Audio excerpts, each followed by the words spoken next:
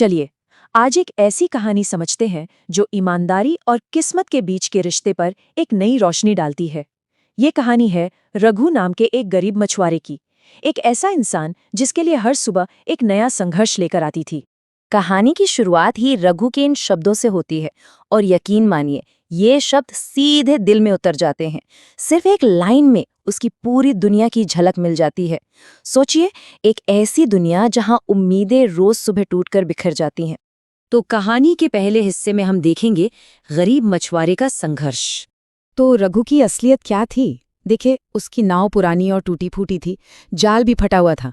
गांव वाले उसका मजाक उड़ाते थे, उसके खाली घर और उसकी बुरी किस्मत पर ताने कसते थे। लेकिन इन सब के बावजूद दो चीजें थी जो रघु ने कभी नहीं छोड़ी। एक उसकी मेहनत और दूसरी उसकी ईमानदारी। और यही बात, मतलब उसकी गरीबी और उसकी नेकी के बीच का ये जो फर्क है ना, यही इस कहानी को इतना खास बनाता है।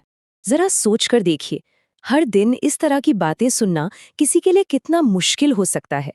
ये सिर्फ पैसों की तंगी नहीं थी, ये समाज का तिरस्कार था जो उसे रोज झेलना पड़ता था। लेकिन बाहर की दुनिया चाहे कितनी भी कठोर क्यों न हो, घर पर उसकी पत्नी कमला का प्यार ही उसका एकमात्र सहारा था। असल में वही उसकी असली हिम्मत, उसकी असली दौलत थी। अब कहानी एक नया मोड़ लेती है। दूसरा हिस्सा है एक रहस्यमयी मुलाकात। एक और दिन बीता और नतीजा वही, नाकामी। जाल फट गया, जो थोड़ी बहुत मछलियां थीं वो भी नहीं बिकीं। अब तो रघु की हिम्मत भी जवाब देने लगी थी। ऐसा लग रहा था मानो उम्मीद की आखिरी किरण भी बुझ गई हो। और बस यहीं से उसके किरदार की असली परीक्षा शुरू होती है। और पूरे दिन की जी तोड़ मेहनत का नतीजा क्या निकला? सिर्फ 2 छोटी छोटी मछलियां। बस यही थी उसकी उस दिन की पूरी कमाई। और फिर घर लौटते हुए रास्ते में उसकी मुलाकात एक अजीब रहस्यमयी बूढ़ी औरत से होती है। रघु को उस वक्त जरा भी अंदाजा नहीं था कि ये मुलाकात उसकी जिंदगी को हमेशा हमेशा के लिए बदलने वाली है। अब देखिए, रघु के पास था ही क्या, बस वो 2 छोटी मछलियां।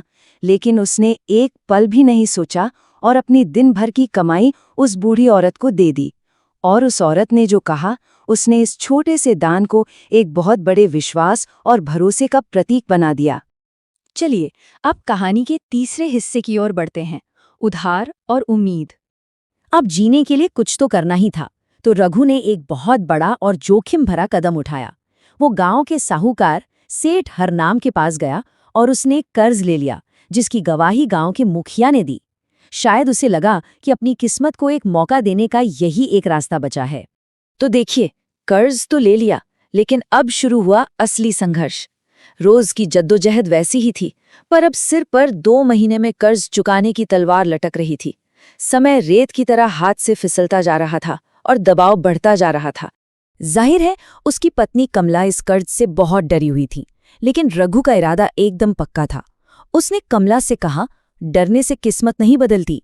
मुझे जिंदगी में पहली बार लग रहा है कि मैं कुछ कर सकता हूँ, और अगर मैंने कोशिश भी नहीं की तो मैं खुद को कभी माफ नहीं कर पाऊंगा। वो कोशिश किए बिना हार मानने वालों में से नहीं था।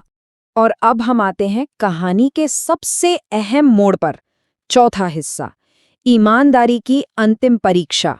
कर चुकाने का आखिरी दिन आ गया और रघु के हाथ बिल्कुल खाली थे। जब उसे कोई रास्ता नहीं सूझा तो उसे उस बूढ़ी औरत का वादा याद आया। वही उसकी आखिरी उम्मीद थी।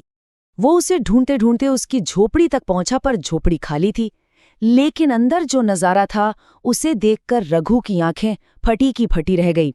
झोपड़ी सोने चांदी के जेवरों से भरी पड़ी थी, ढेर लगे हुए थे। जरा सोचिए उस एक पल में उसके दिमाग में क्या क्या ख्याल आए होंगे। और यहीं पर रघु जिंदगी के सबसे बड़े दौराहे पर खड़ा था। क्या ये दौलत उठा लेना एक पाप होगा? एक तरफ गरीबी और कर्ज, दूसरी तरफ ज़मीर की आवाज।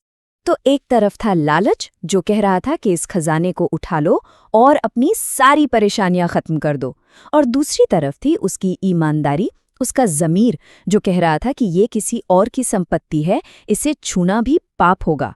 रघु के सामने 2 रास्ते थे, एक आसान और एक सही, और उसने सही रास्ता चुना। ये रघु का सबसे बड़ा इम्तिहान था और उसने अपनी ईमानदारी का सबूत दिया। उसने उस खजाने को हाथ तक नहीं लगाया। वो खाली हाथ घर लौट आया, अपनी किस्मत का सामना करने के लिए तैयार। एक तरह से वो अपनी सबसे मुश्किल परीक्षा पास कर चुका था। तो क्या हुआ आखिर में? आइए देखते हैं कहानी का आखिरी हिस्सा, किस्मत का चमत्कार। अगली सुबह जब रघु ने अपने घर का दरवाजा खोला तो वो यकीन ही नहीं कर पाया। वही सारा खजाना, सोने चांदी के जेवरों का वही ढेर उसके दरवाजे पर रखा हुआ था। और अब उसे सारी बात समझ में आ गई। वो बूढ़ी औरत कोई दिव्य दूत थी।